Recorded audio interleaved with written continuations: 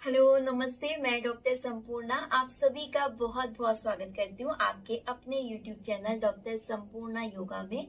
आज हम बात करने वाले हैं एसिडिटी के ऊपर कि एसिडिटी या फिर पित्त का शरीर में बढ़ जाना, अम्ल और पित्त का शरीर में बढ़ जाना, शरीर में गर्मी ज्यादा बढ़ जाने से एसिडिटी की प्रॉब्लम हो जाती है। आपने सुना ही है कि हमारा जो शरीर है वो पंच तत्वों से मिलकर बना है, जल, पृथ्वी, अग्नि, वायु और आकाश। तो जब हमारे शरीर में पृथ्वी तत्व की अधिकता हो जाती है तो अक्सर ओबेसिटी की प्रॉब्लम हो जाती है, मोटापे की प्रॉब्लम हो जाती है। इसी तरह से वायु तत्व की जब अधिकता हो जाती है तो गैस की प्रॉब्लम हो जाती है, आर्थराइटिस की प्रॉब्लम हो जाती है, जॉइंट्स पेन की प्रॉब्लम हो जाती है। इसी तरह से जब हम हमारे शरीर में अग्नि तत्व की अधिकता हो जाती है तो हमें एसिडिटी की प्रॉब्लम हो जाती है। इसी को बोलते हैं कि शरीर में पित्त का बढ़ जाना। तो आखिर ये प्रॉब्लम क्यों होती है? सबसे पहले हम जान लेते हैं कि हमारे जो शरीर है उसके 3 मूल स्तंभ हैं। इसको बोल सकते हैं कि हमारे शरीर के 3 मूल आधार हैं, वात, पित्त और कफ। तो इन तीनों तत्वों में से किसी एक तत्व की कमी या अधिकता होने से हमें उनसे रिलेटेड, इन तत्वों से रिलेटेड कोई ना कोई प्रॉब्लम हो जाती है। तो उसी में से यदि हमारे शरीर में पित्त की वृद्धि हो जाती है तो हमें अक्सर एसिडिटी की प्रॉब्लम हो जाती है, यानी कि शरीर में गर्मी का बढ़ जाना, ब्लड में हीट का बढ़ जाना। तो यदि एसिडिटी की प्रॉब्लम लगातार लंबे समय तक बनी रहती है तो ये अल्सर का या कैंसर का कारण भी बन सकती है। तो आइए इसके बाद हम जानते हैं आगे कि एसिडिटी की जो प्रॉब्लम है उसको हम कैसे पहचानें।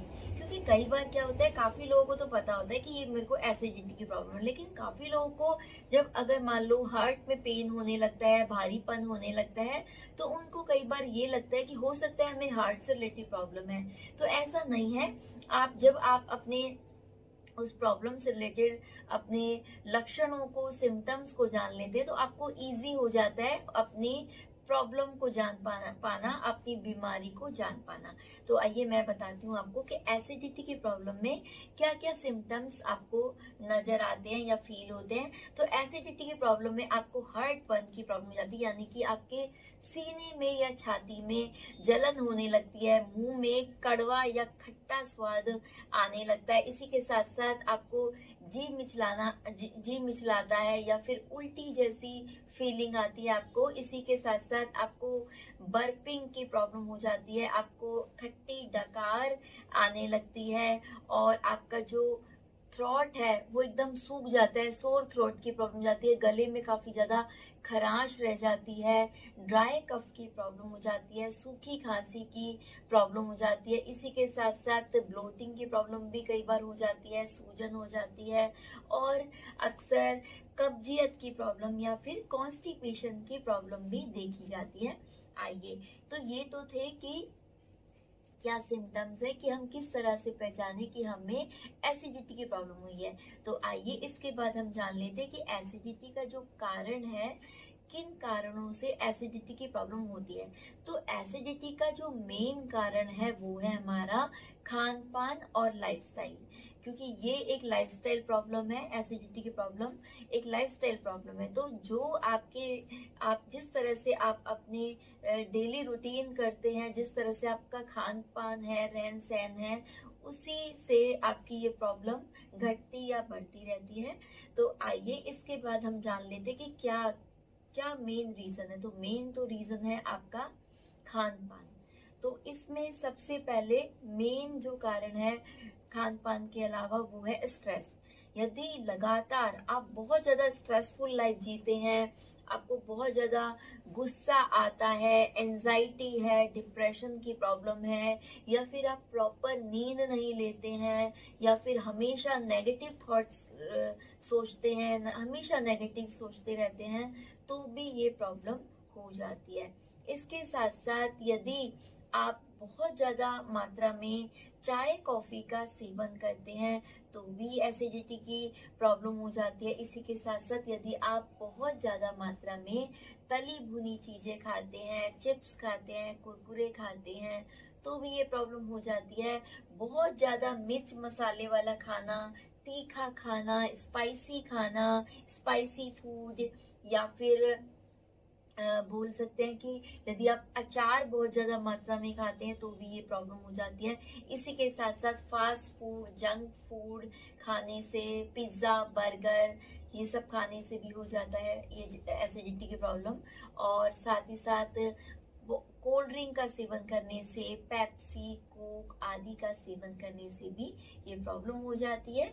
शराब, अल्कोहल या फिर तंबाकू के सेवन से, चॉकलेट्स खाने से, कैफीन के सेवन से, स्मोकिंग करने से और पानी कम पीने से भी ये प्रॉब्लम हो जाती है।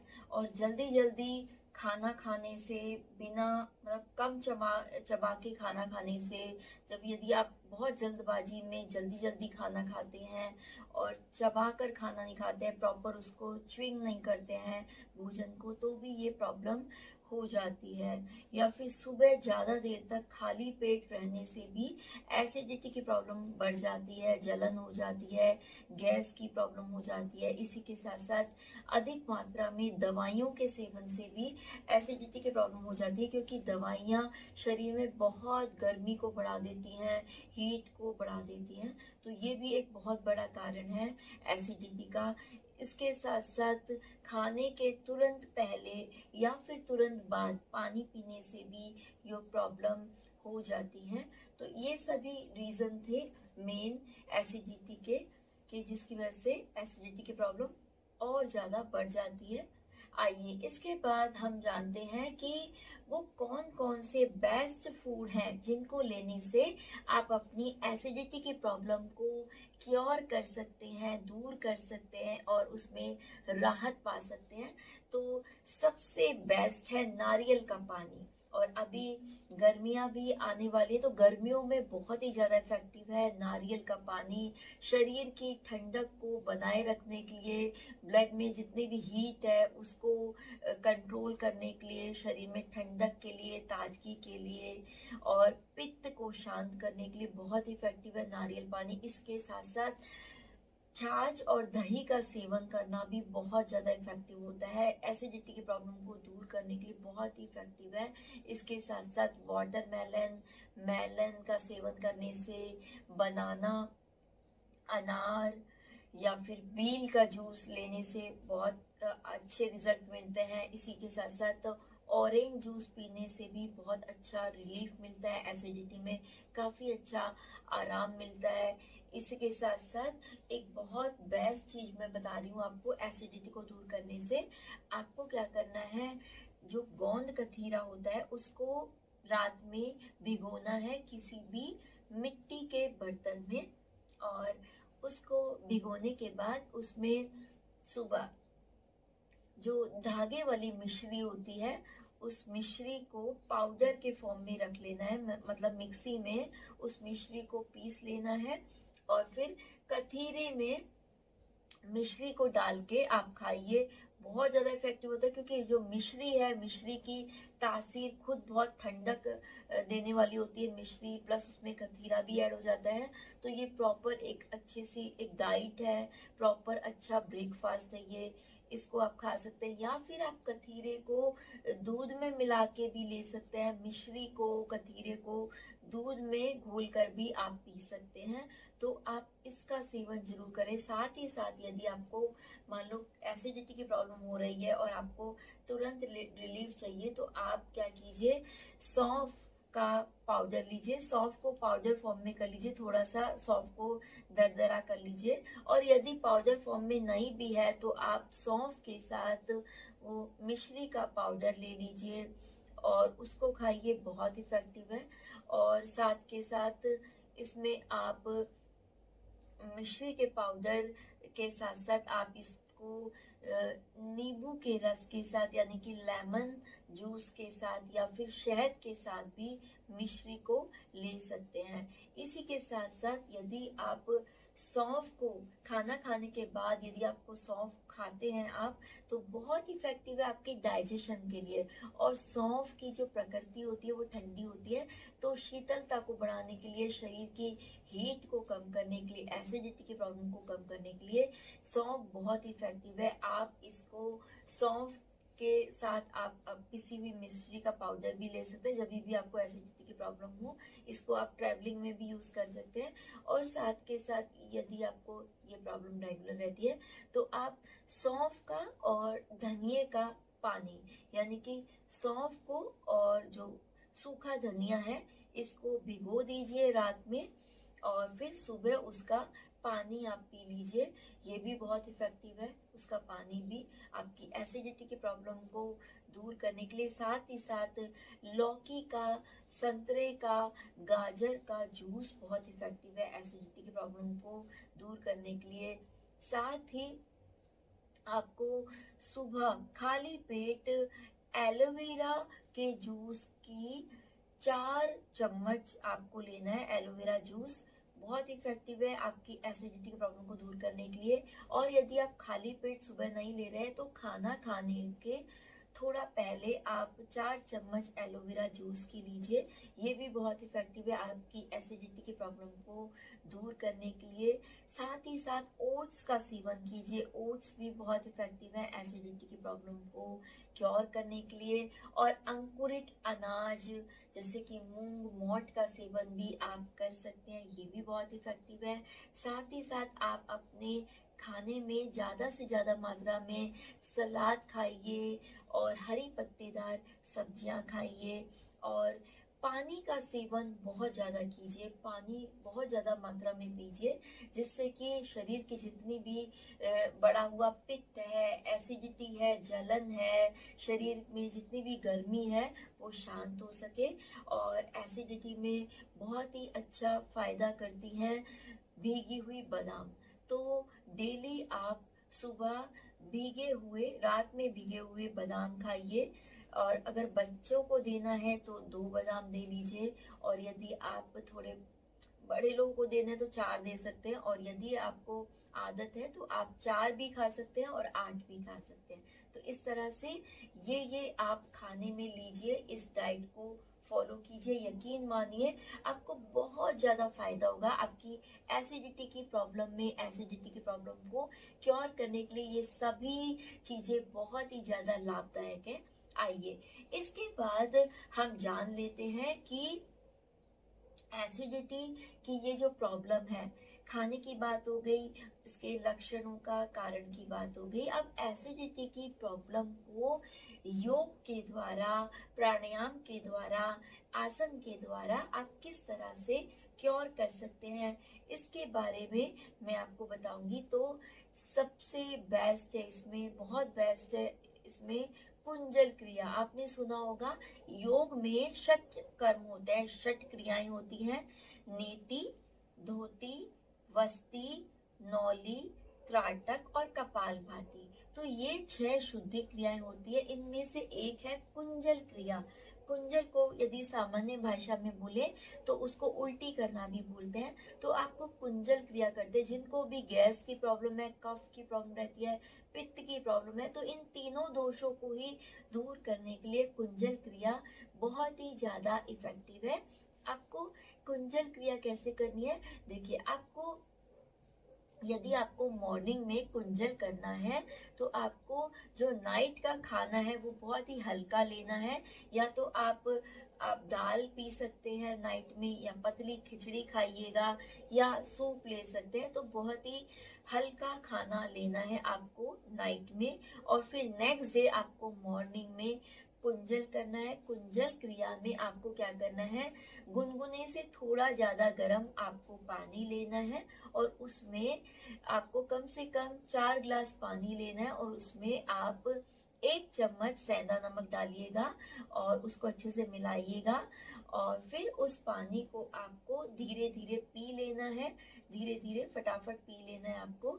और उसके बाद आप अपने इस तरह से 2 फिंगर से अपने रिंग फिंगर से एंड मिडिल फिंगर से आप अपनी टंग के बिल्कुल एंड में आप अपने फिंगर से टंग को प्रेस करेंगे और पानी ऑटोमेटिकली बाहर आ जाता है।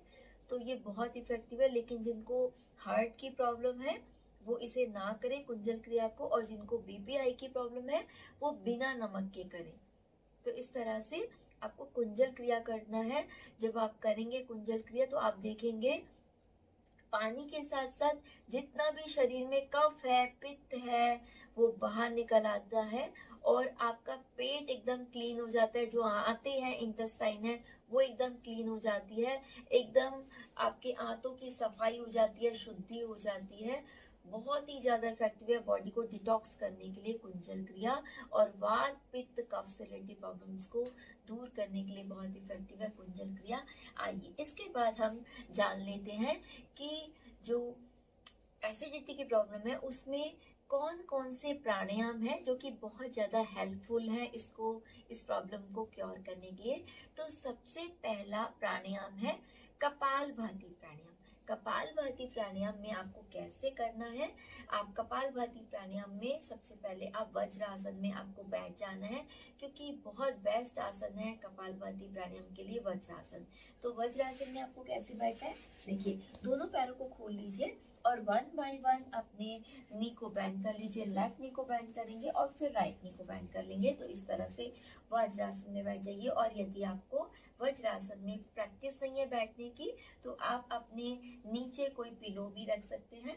और इसमें आपको क्या करना है, देखिए वायु मुद्रा बना के रखनी है।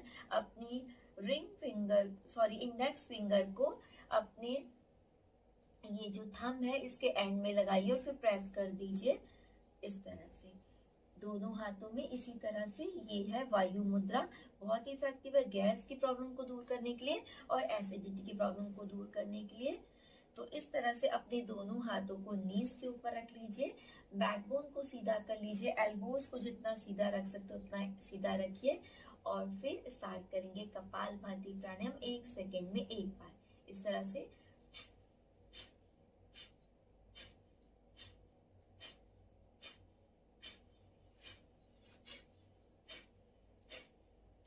तो 1 सेकेंड में एक बार करना है, हर बार पेट अंदर जाएगा, सांस बाहर आएगी। तो कंटिन्यूअसली कर लीजिए। यदि आपको बिगनर है यदि आप, तो आप कपालभाति प्राणायाम के 30-30 के 3 सेट कर लीजिए स्टार्टिंग में। और यदि आपको पहले से प्रैक्टिस है तो आप 100 के 3 सेट भी कर सकते हैं। इस तरह से आप कोशिश कीजिए 10 मिनट्स तक करने की। तो 10 मिनट्स को 3 सेट में आपको डिवाइड कर लेना है, यानी कि आपको कंटिन्यूअसली करना है 30 टाइम्स या फिर 100 स्ट्रोक्स कपालभाति के। फिर उसके बाद रिलैक्स करना है, लंबी गहरी सांस भरनी है, सांसों की रिक्वायरमेंट को कंप्लीट कर लेना है और पेट की मसल्स को रिलैक्स कराना है। और फिर वापस से सेकंड सेट स्टार्ट करेंगे कपालभाति का।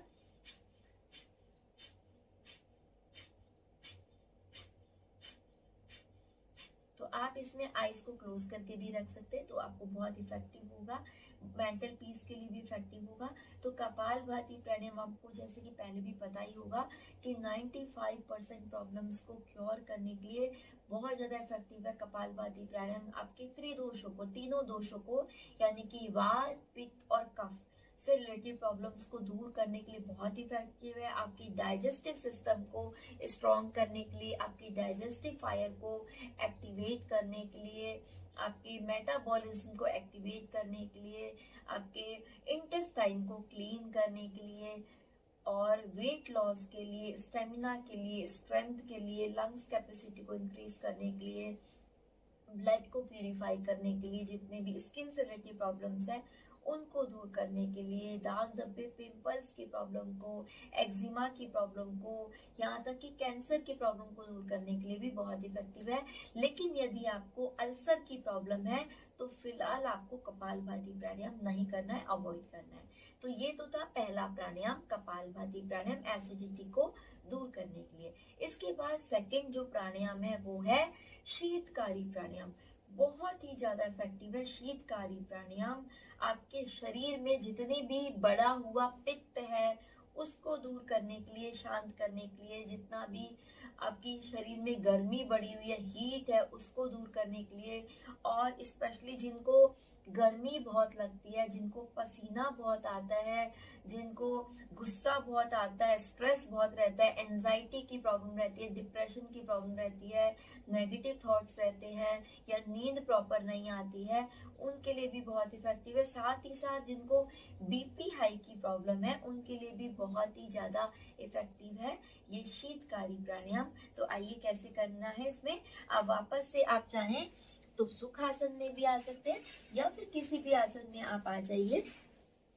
और इसके बाद देखिए आपको क्या करना है। शीतकारी प्राणायाम में आपको अपने दोनों लिप्स को खोल के रखना है इस तरह से, और अपने दोनों दांतों की पंक्तियों को आपस में मिला के रखना है, और फिर जो टंग है इसको दांतों के पीछे से प्रेस करके रखना है।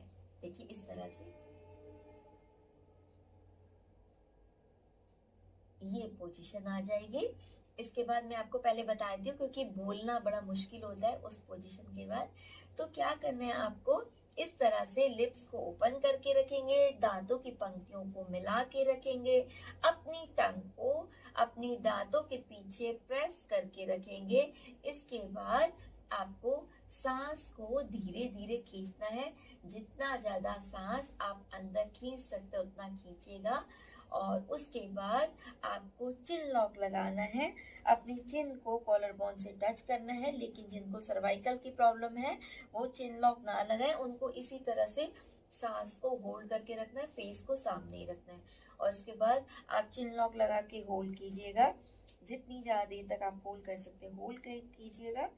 और फिर चिन लॉक हटा के राइट नोस्ट्रल को क्लोज करके लेफ्ट नोस्ट्रल से धीरे से आराम से आपको ब्रीद आउट कर लेना है, सांस को बाहर छोड़ देना है।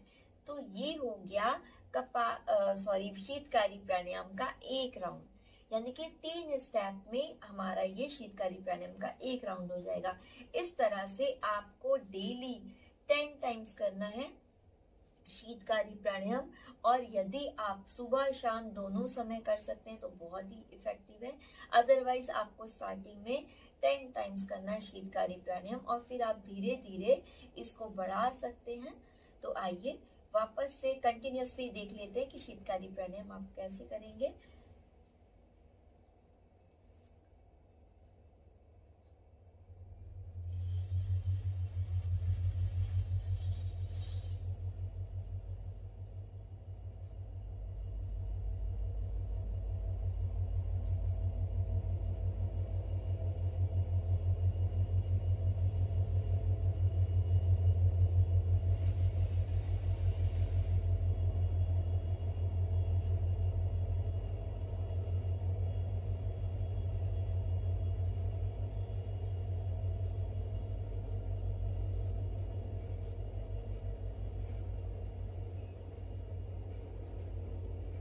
तो इस तरह से 3 स्टेप में ये शीतकारी प्राणायाम होगा। एक बार फिर से बता देती हूँ। दांतों की लिप्स को ओपन करेंगे, दांतों की पंक्तियों को आपस में मिलाएंगे, टंग को पीछे से प्रेस करके रखेंगे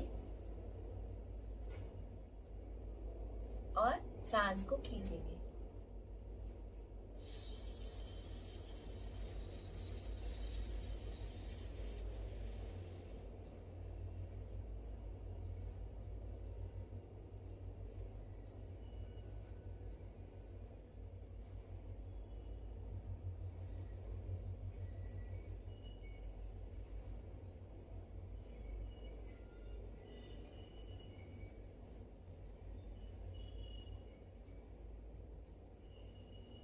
इस तरह से शीतकारी प्राणायाम आपको करना है। अब इसका लॉजिक बता देती हूँ मैं आपको। क्या होता है कि भगवान ने हमारे सभी के शरीर में एसी इंस्टॉल करके दिया है, बट हमें उसको ऑन करना नहीं आता है, ऑपरेट करना नहीं आता है। हमें नहीं पता कि हमारे जो शरीर का जो एसी है वो कैसे ऑन होगा। तो इस तरह से हम अपने शरीर में अपने एसी को ऑन करते हैं, जो ऑलरेडी हमारे शरीर में भगवान ने, ईश्वर ने इंस्टॉल करके दिया है। तो इस तरह से जब आप इस तरह से दांतों को टच करके रखते हैं, लिप्स को ओपन करके रखते हैं, टंग को पीछे प्रेस करके रखते हैं, तो ये जब सांस बाहर की जो सांस है, हवा है, वो आपके गीली टंग से टकराती है, जो आपकी गीली टंग है, नम है टंग है, उससे जब टकराती है तो वो सांस है, जो आपकी जो एयर है वो ठंडी हो जाती है, उसके संपर्क में आते ही, कांटेक्ट में आते ही ठंडी हो जाती है, और वो ठंडी ठंडी सांस आपके लंग्स में जाती है, आपके हार्ट में जाती है, आपके ब्लड में जाती है, ब्लड के थ्रू आपके पूरे बॉडी में सर्कुलेट होने लगती है, और शरीर में जितनी भी गर्मी है, हीट है, इसको एब्सॉर्ब कर लेती है। ये तक कब होता है? जब हम चिन लॉक लगाकर होल्ड करते हैं। तो चिन लॉक लगाने को योग की भाषा में बोलते हैं कुंभक। तो जब हम चिन लॉक लगा के अब हम जो सांस को अंदर भर के करते हैं उसको बोलते हैं अंता कुंभक, यानी कि सांस को अंदर ही भरकर रोक कर रखना। तो अंता कुंभक लगाकर जब हम होल्ड करते हैं तो जो ठंडी ठंडी सांस हमने ली है वो आपके पूरे बॉडी में घूमती है, पूरे ब्लड में घूमती है, और ब्लड के थ्रू पूरे आपके बॉडी के ऑर्गन्स में जाती है, और जितने भी शरीर में गर्मी है, हीट है, इसको एब्सॉर्ब कर लेती है। और फिर जब हम आप किस तरह से छोड़ते हैं, राइट नोस्ट्रल को क्लोज करके लेफ्ट से एक्सेल कर देते हैं, यानी कि वो गर्म जो सांस है वो लेफ्ट नोस्ट्रल से बाहर निकल आती है। तो इसका लॉजिक ये है। तो इस तरह से आपको ये शीतकारी प्राणायाम करना है। स्टार्टिंग में 10 सेट कीजिएगा और फिर धीरे धीरे आप बढ़ा सकते हैं। बहुत ही ज़्यादा इफेक्टिव है, स्पेशली जिनको एसिडिटी की प्रॉब्लम है, पित्त की प्रॉब्लम है, अम्ल की प्रॉब्लम है, जिनको खट्टी डकारें आती हैं, या फिर जिनका बीपी बढ़ा हुआ रहता है, बीपी बहुत ज़्यादा हाई रहता है, जिनको बहुत ज़्यादा स्ट्रेस की प्रॉब्लम है, एंजाइटी, डिप्रेशन की प्रॉब्लम रहती है, जिनका मन कभी शांत नहीं होता है, या फिर जिनको नींद बहुत अच्छे से नहीं आती है, उनके लिए बहुत इफेक्टिव है। जितना भी दाग धब्बे, पिंपल्स की प्रॉब्लम है, ऑयली स्किन की प्रॉब्लम है, उसको दूर करने के लिए, जितना भी स्किन एलर्जी की प्रॉब्लम है, या फिर जिनको एक्जिमा की प्रॉब्लम है, उनके लिए भी बहुत इफेक्टिव है, और आपके मन को शांत करने के लिए बहुत ज़्यादा इफेक्टिव है ये शीतकारी प्राणायाम। तो ये तो था सेकंड प्राणायाम, शीतकारी प्राणायाम। अब जो थर्ड प्राणायाम है वो भी बहुत इफेक्टिव है, और इसका नाम है चंद्रभेदी प्राणायाम। तो चंद्रभेदी प्राणायाम कैसे करना है मैं आपको बता देती हूँ। इसमें भी हम अपने शरीर का जो एसी है इसको ऑन कर लेंगे। तो देखिए, हमारे जो शरीर में जो आप देख पाते हैं वो हमारी 2 नोस्ट्रल्स हैं, एक तो राइट नोस्ट्रल और एक लेफ्ट नोस्ट्रल। जो राइट नोस्ट्रल है इसको योग की भाषा में बोलते हैं सूर्य नाड़ी, यानी कि दायां स्वर सूर्य नाड़ी। और जो हमारी लेफ्ट नोस्ट्रल है इसको बोलते हैं बायां स्वर, या योग की भाषा में बोले तो चंद्र नाड़ी। तो सूर्य नाड़ी का काम होता है शरीर में हीट को पैदा करना, गर्मी को बढ़ाना, और चंद्र नाड़ी का काम होता है शरीर में ठंडक को पैदा करना। तो ये जब नाड़ियां अपने अपने प्रॉपर बैलेंस में रहती हैं, आराम से अच्छे से प्रॉपर चलती हैं, एक्टिवेट रहती हैं, तो हम फिजिकली और मेंटली एकदम हेल्दी रहते हैं, स्वस्थ रहते हैं। लेकिन इन दोनों में से कोई भी एक नाड़ी या तो बहुत कम चलती है या बहुत ज़्यादा चलती है, तो अक्सर हमें कोई ना कोई फिजिकल और मेंटल प्रॉब्लम हो जाती है। तो किस तरह से आप अपनी चंद्र नाड़ी को चलाएंगे ये मैं आपको बता रही हूँ। अभी हम करने जा रहे हैं चंद्रभेदी प्राणायाम।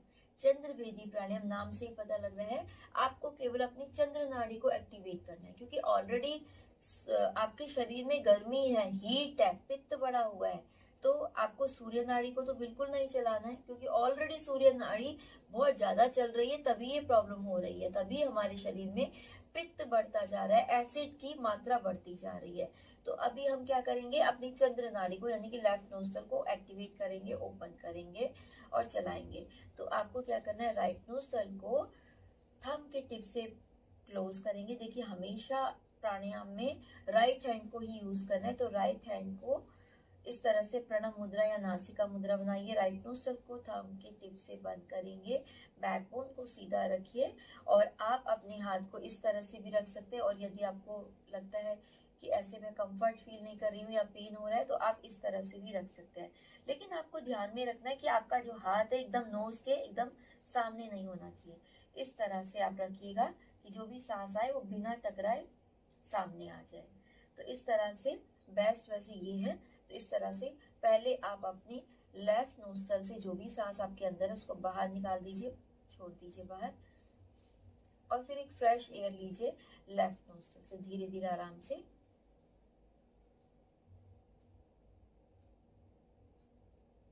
बिना किसी आवाज के आपको अपनी चंद्र नाड़ी से अपनी लेफ्ट नोस्ट्रल से सांस को धीरे धीरे लेना है। जितना अधिक समय लगा के आप सांस को भर सकते हो उतना भरिए, और फिर सांस को लेने के बाद अपने लेफ्ट नोस्ट्रल को भी क्लोज कर लीजिए और चिन लॉक लगा के होल्ड कर लीजिए।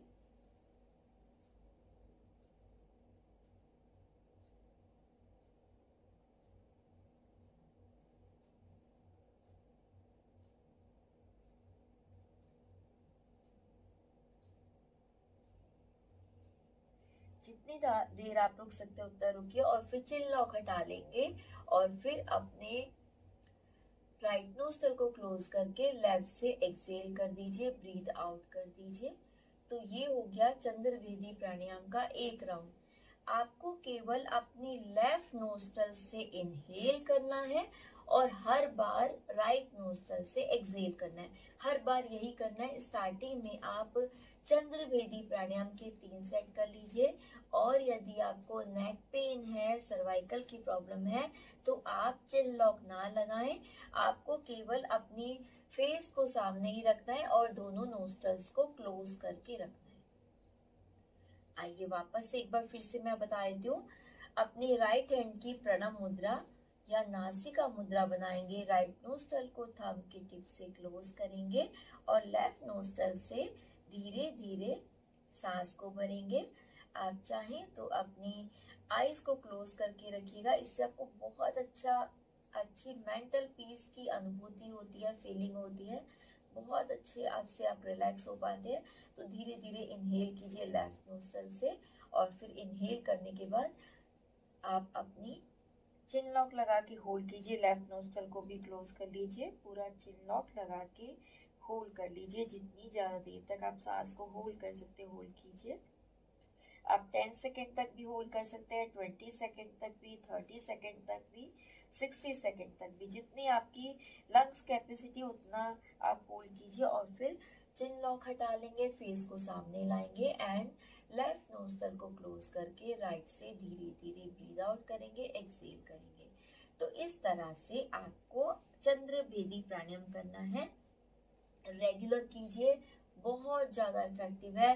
गर्मी से रिलेटेड A to Z जितनी भी प्रॉब्लम्स है उन सभी को दूर करने के लिए ये चंद्रभेदी प्राणायाम। तो इस तरह से आपको तीनों प्राणायाम करने हैं, कपालभाति प्राणायाम, शीतकारी प्राणायाम और चंद्रभेदी प्राणायाम। कपालभाति प्राणायाम आप 10 मिनट्स तक कीजिएगा। शीतकारी प्राणायाम आप स्टार्टिंग में 10 टाइम्स कीजिएगा, और चंद्रभेदी प्राणायाम आप लगभग 10 मिनट्स आप कीजिएगा। और इस तरह से आप इसको फिर धीरे धीरे बढ़ा सकते हैं। आइए इसके बाद हम जान लेते हैं कि वो कौन कौन से इफेक्टिव आसन हैं जो बहुत ज्यादा हेल्पफुल हैं आपकी एसिडिटी की प्रॉब्लम को क्योर करने के लिए।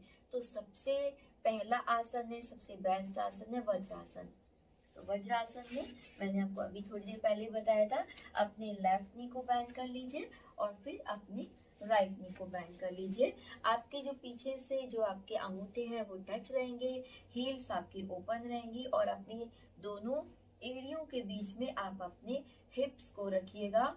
हिप्स आपकी हील से टच रहेंगी, बैकबोन को सीधा रखना है। और यदि आप सिंपली बैठे हैं तो इस तरह से सूर्य मुद्रा में रहिएगा और इस तरह से। तो 84 लैक्स आसनों में से यही एक ऐसा आसन है वज्रासन, जिसको कि आप खाना खाने के बाद भी कर सकते हैं। बहुत ही इफेक्टिव है, डाइजेशन के लिए बहुत इफेक्टिव है। जिन्हें कॉन्स्टिपेशन की प्रॉब्लम रहती है, इनडाइजेशन की प्रॉब्लम रहती है, उनके लिए बहुत ही इफेक्टिव है। जिनका खाना हजम नहीं होता है, उनके लिए बहुत इफेक्टिव है।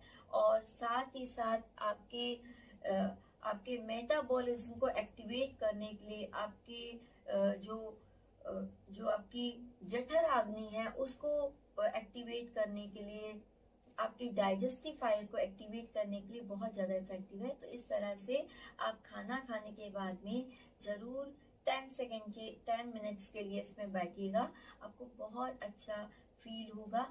और यदि आपको इसमें तभी भी आपको बैठ जाना चाहिए जब आपको खाना खाने के बाद में, मान लो आपको वॉक करने का टाइम नहीं है, आप एक स्टूडेंट है और आपको पढ़ाई करनी है, तो आप इसमें बैठ सकते हैं। या फिर आपकी तबीयत खराब है, आप वॉक नहीं कर सकते हैं, तो आप इसमें बैठ जाइए। तो ये बहुत ही इफेक्टिव है।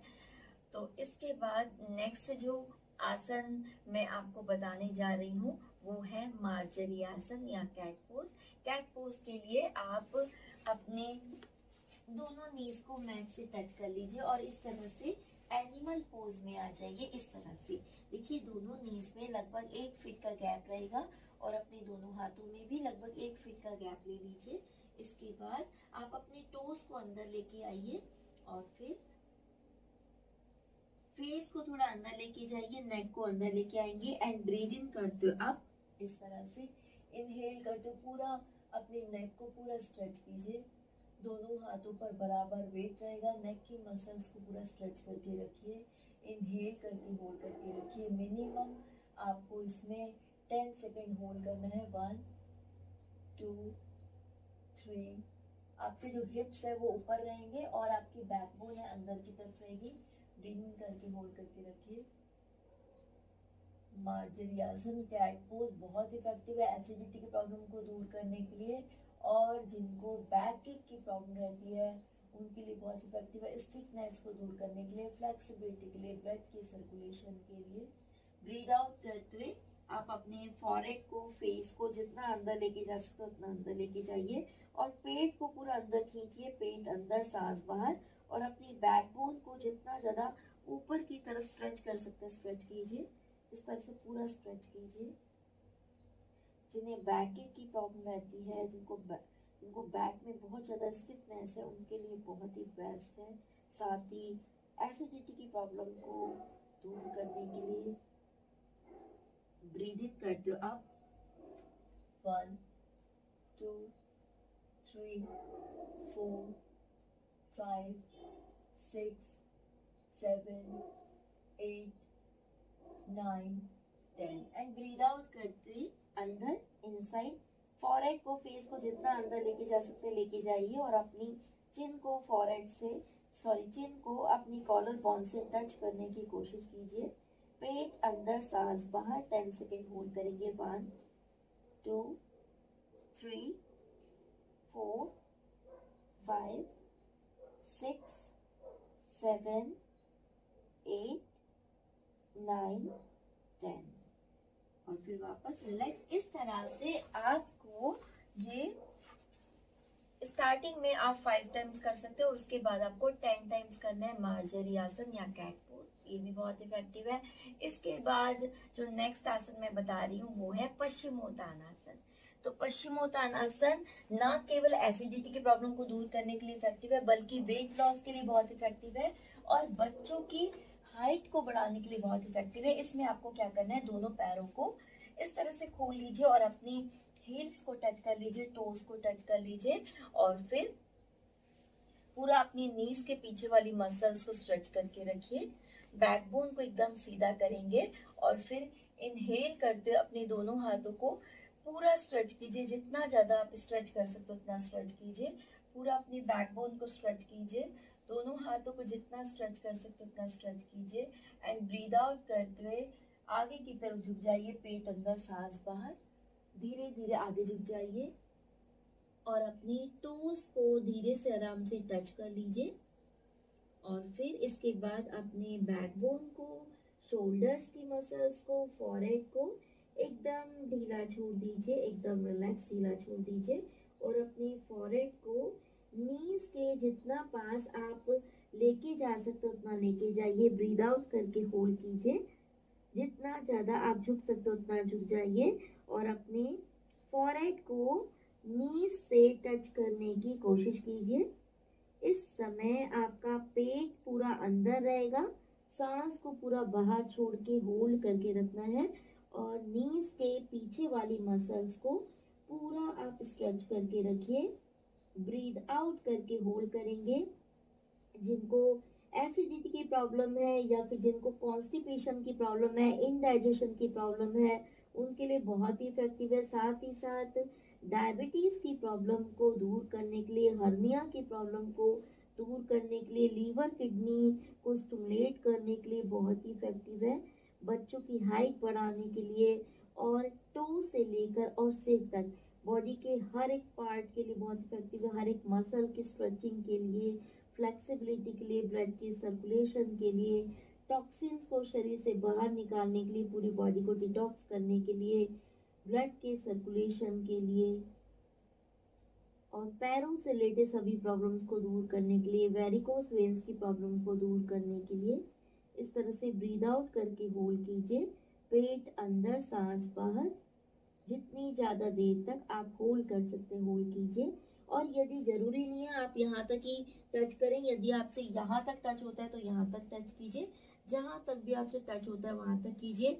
जैसे जैसे आप धीरे धीरे प्रैक्टिस करेंगे डे बाय डे तो फ्लेक्सिबिलिटी इंक्रीज होने लगेगी और आप पूरा प्रॉपर करने लगेंगे। तो इस तरह से आपको मिनिमम 10 सेकेंड होल्ड करना है और फिर धीरे धीरे इनहेल करते हुए हाथों को ऊपर लेके आइएगा एंड ब्रीद आउट करते धीरे धीरे हाथों को नीचे लाएंगे। तो इस तरह से पश्चिमोत्तानासन आपको करना है। स्टार्टिंग में 2 टाइम्स आप कर सकते हैं और उसके बाद 3 टाइम्स कीजिएगा, लेकिन मेन है इसमें होल्ड करना। तो स्टार्टिंग में आप 10 सेकेंड होल्ड कीजिएगा और उसके बाद आपको धीरे धीरे इसको बढ़ाते हुए जाना है, यानी कि 20 सेकेंड, 30 सेकेंड और 60 सेकेंड तक इसको होल्ड करना है और 3 सेट जरूर करने हैं पश्चिमोत्तानासन के। इसके बाद जो नेक्स्ट आसन है यानी कि 4th जो आसन है वो है अर्ध मत्स्येंद्रासन। तो अर्ध मत्स्येंद्रासन के लिए आपको क्या करना है, देखिए दोनों पैरों को खोल के रखेंगे। इसके बाद आप अपने लेफ्ट नी को बैंड कर लीजिए और लेफ्ट नी को पूरा सेंटर में ले आइए। इसके बाद अपने राइट लेग को उठाइए, अपनी राइट हील को लेफ्ट नी के पास रख लीजिए और ये पोजीशन हो जाएगी। देखिए आपको अपनी हील पे बिल्कुल भी बैठना नहीं है, वेट नहीं डालना है, हिप्स पूरे मैट से टच रहेंगे, दोनों हिप्स पे बराबर वेट रहेगा। और आपको क्या करना है, जो आपका नी ऊपर है उसके अपोजिट वाले हैंड से आप इस तरह से ग्रिप कर लीजिए, इस तरह से ग्रिप कर लीजिए। और यदि आपको इस तरह से करने में दिक्कत होती है तो आप इस तरह से भी कर सकते हैं। अपनी राइट नी को लेफ्ट एल्बो से इस तरह से लॉक कर लीजिए, इस तरह से। और यदि आपकी फ्लेक्सिबिलिटी है तो आप अपने हाथ को एंकल तक लेके आइए और इस तरह से ग्रिप कीजिए। तो जो भी आपको अच्छा लगता है उसी तरह से आप कीजिएगा। इसके बाद मैं आपको साइड में करके दिखाती हूँ कि कैसे करना है। तो देखिए लेफ्ट नी को बैंड करेंगे और राइट हील को लेफ्ट नी के पास रख लेंगे। इसके बाद अपने हाथ को पूरा स्ट्रेच करेंगे और अपने एंकल तक लेके आएंगे। ओके, हिप्स को पूरा टच करके रखिए, अपनी एड़ी को बाहर निकालेंगे। इसके बाद आप अपने राइट हैंड को एकदम सेंटर में, हिप्स के एकदम सेंटर में रखिएगा। इनहेल करेंगे सामने एंड एक्सेल करके पूरा ट्विस्ट करेंगे, पेट अंदर सांस बाहर और अपने पीछे वाले शोल्डर को थोड़ा और स्ट्रेच करके रखिए। ब्रीद आउट करके होल्ड करके रखिए, पेट अंदर सांस बाहर। पूरा अपनी बैकबोन को स्ट्रेच कीजिए, ट्विस्ट कीजिए, दोनों शोल्डर्स को, नेक को और अपनी चिन को पीछे वाले शोल्डर की लाइन में लाने की कोशिश कीजिए। ब्रीद आउट करके होल्ड कीजिए और मिनिमम 10 सेकेंड होल्ड करने की कोशिश कीजिए। 1 2 3 4 5 6 7 8 9 10 और फिर धीरे धीरे वापस आ जाएंगे और फिर हाथ को भी वापस ले आइए। ये बहुत ही ज्यादा इफेक्टिव है, ना केवल एसिडिटी की प्रॉब्लम को दूर करने के लिए बल्कि डायबिटीज की प्रॉब्लम को क्योर करने के लिए बहुत इफेक्टिव है। जितना भी शरीर में स्टिफनेस है उसे दूर करने के लिए, जिन्हें नेक पेन है, सर्वाइकल पेन है, फ्रोजन शोल्डर की प्रॉब्लम है या हार्ट से रिलेटेड प्रॉब्लम है, किडनी से रिलेटेड प्रॉब्लम्स है, उसको दूर करने के लिए, बढ़े हुए कोलेस्ट्रॉल को कम करने के लिए, बैक की प्रॉब्लम को दूर करने के लिए, कॉन्स्टिपेशन की प्रॉब्लम को, इनडाइजेशन की प्रॉब्लम को दूर करने के लिए, आपकी थायराइड ग्लैंड को एक्टिवेट करने के लिए, आपके फूड पाइप को क्लियर करने के लिए, इंटेस्टाइन को क्लीन करने के लिए, पूरे बॉडी को डिटॉक्स करने के लिए, ब्लड के सर्कुलेशन के लिए, जितनी भी कैंसर सेल्स शरीर में डेवलप हो रही हैं, जितनी भी गांठें शरीर में डेवलप हो रही हैं, उनको वापस से मेल्ट करने के लिए और आपकी ग्लोइंग स्किन के लिए, ग्लोइंग फेस के लिए, दाग धब्बे पिंपल्स की प्रॉब्लम को दूर करने के लिए बहुत ज़्यादा इफेक्टिव है। तो आइए दूसरी साइड से भी कर लेते हैं। पहले हमने अपने लेफ्ट नी को नीचे रखा था, अब अपने राइट नी को नीचे रखेंगे और अपने लेफ्ट हील को ऊपर रख लेंगे। इस तरह से रखिएगा। इंच लॉस के लिए, वेट लॉस के लिए बहुत इफेक्टिव है ये। इसके बाद देखिए, आप 3 तरह से मैंने आपको बताया था, इस तरह से भी आप रख सकते हैं, इस तरह से, या फिर आप इस तरह से भी लॉक कर सकते हैं। अपनी नी को एल्बो से लॉक करना है या फिर फ्लेक्सिबिलिटी है तो आप इस तरह से भी कर सकते हैं। तो इस तरह से, और फिर अपने हाथ को पीछे रख लीजिए, इनहेल करेंगे एंड एक्सहेल करते पूरा ट्विस्ट कीजिए, पेट अंदर, सांस बाहर। जिन्हें हर्निया की प्रॉब्लम है उनके लिए भी बहुत इफेक्टिव है। ब्रीद आउट करके होल्ड कीजिए, पेट अंदर, सांस बाहर। पूरा अपने पेट को अंदर खींच के लेके जाइए, सांस को बाहर छोड़ दीजिए। पूरा अपनी बैकबोन को स्ट्रेच कीजिए, ट्विस्ट कीजिए, नेक की मसल्स को, शोल्डर्स की मसल्स को। ये बिल्कुल वैसे हो रहा है जैसे किसी कपड़े को निचोड़ देते हैं। उसी तरह से आपके शरीर में जितने भी स्टिफनेस है, एक्स्ट्रा फैट है, उसे बर्न करने के लिए, टॉक्सिन्स को शरीर से बाहर निकालने के लिए, पूरे ऑर्गन्स को एक्टिवेट करने के लिए, जितने भी ग्लैंड्स हैं उनको स्टिमुलेट करने के लिए बहुत ज़्यादा इफेक्टिव है। और एसिडिटी की प्रॉब्लम को, गैस की प्रॉब्लम को दूर करने के लिए बहुत ज़्यादा इफेक्टिव है ये अर्ध मत्स्येंद्रासन। और फिर धीरे धीरे ब्रीदिंग करते पहले आप अपने फेस को सामने लाएंगे और फिर अपने हाथों की ग्रिप को हटा लेंगे। तो इस तरह से ये अर्ध मत्स्येंद्रासन था, दोनों साइड से कीजिएगा। और आप अर्ध मत्स्येंद्रासन स्टार्टिंग में 2 टाइम्स कीजिएगा। यदि आपको 2 टाइम्स थोड़ा सिंपल लगते हैं तो आप 3 टाइम्स भी कर सकते हैं। अपनी फ्लेक्सिबिलिटी, स्ट्रेंथ, स्टेमिना, एज को ध्यान में रखते हुए आप कोई भी आसन करें और फिर धीरे धीरे जैसे जैसे उसमें प्रैक्टिस बढ़ती जाए वैसे वैसे आप अपने आसन की ड्यूरेशन को भी बढ़ा लें और रिपीटेशंस को भी आप बढ़ा सकते हैं। इसके बाद देखिए, मैं आपको एसिडिटी को क्योर करने के लिए एक बहुत ही इफेक्टिव तरीका बता रही हूँ कि किस तरह से आप अपनी एसिडिटी की प्रॉब्लम को बहुत इजीली क्योर कर सकते हैं और उसमें रिलीफ पा सकते हैं। तो इसमें आपको क्या करना है कि आपको ठंडा जो टॉवल है वो लेना है, कोई भी ठंडा कपड़ा, कपड़े की पट्टी या फिर ठंडा टॉवल लेना है, यानी कि ठंडे पानी की बाल्टी लेनी है। उसमें आप उस टॉवल को डिप कर दीजिए। यदि रुई वाला टॉवल है तो बहुत अच्छी बात है, और उसको 2-3 फोल्ड कर लीजिए और अच्छे से निचोड़ दीजिए। इसके बाद आपको अपने पेट पर और अपनी छाती तक, जहां तक भी आपको जलन हो रही है वहां तक आपको उस टॉवल को रख लेना है। यानी कि अपनी पूरे चेस्ट से लेकर और लोअर एब्डोमेन तक पूरा अपने बॉडी पे उस गीले टॉवल को रख लेना है। और इस तरह से आपको हर 2 मिनट में, 3 मिनट में इसको चेंज भी करना है। साथ ही साथ उसकी ठंडक को बनाए रखने के लिए आप उस टॉवल के ऊपर एक सूखा टॉवल डाल दें, जिससे कि उसकी जो ठंडक है वो बनी हुई रहे। इसके बाद साथ ही साथ थोड़ी देर में वो, आपकी शरीर में इतनी गर्मी है, आपकी शरीर की हीट से वो टॉवल भी गर्म होने लगता है, तो हर 2-3 मिनट में आप उस टॉवल को वापस से गीला करें, निचोड़े और वापस से आप अपने शरीर पे लगाएं। तो जहाँ कहीं भी आपको प्रॉब्लम है वहां पे आप कर सकते हो। स्पेशली यदि आपको फीवर होता है तो ये बहुत इफेक्टिव है। आप इसको माथे पे भी रख सकते हैं। यदि आपको सिर दर्द, माइग्रेन की प्रॉब्लम हो रही है तो आप माथे पे भी गीली पट्टी रख सकते हैं, गले में रख सकते हैं, पीछे रख सकते हैं, आप अपनी बैक पे रख सकते हैं। तो इस तरह से ये बहुत ही इफेक्टिव है एसिडिटी की प्रॉब्लम से तुरंत राहत दिलाने के लिए, और आपके शरीर में, पेट में जितनी भी गर्मी बढ़ी हुई है, हीट है या पित्त बढ़ा हुआ है, उसको शांत करने के लिए।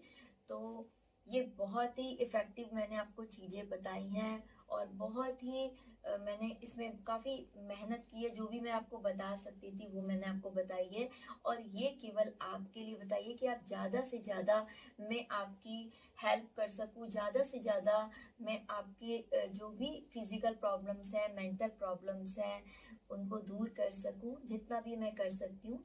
तो आप प्लीज वीडियोस को वॉच कीजिए, और यदि आपके आसपास रिलेटिव्स में, फ्रेंड सर्किल में, आपके ग्रुप्स में जिसको भी इन वीडियोस की जरूरत है, प्लीज आप इन वीडियोस को वहां तक शेयर कीजिए।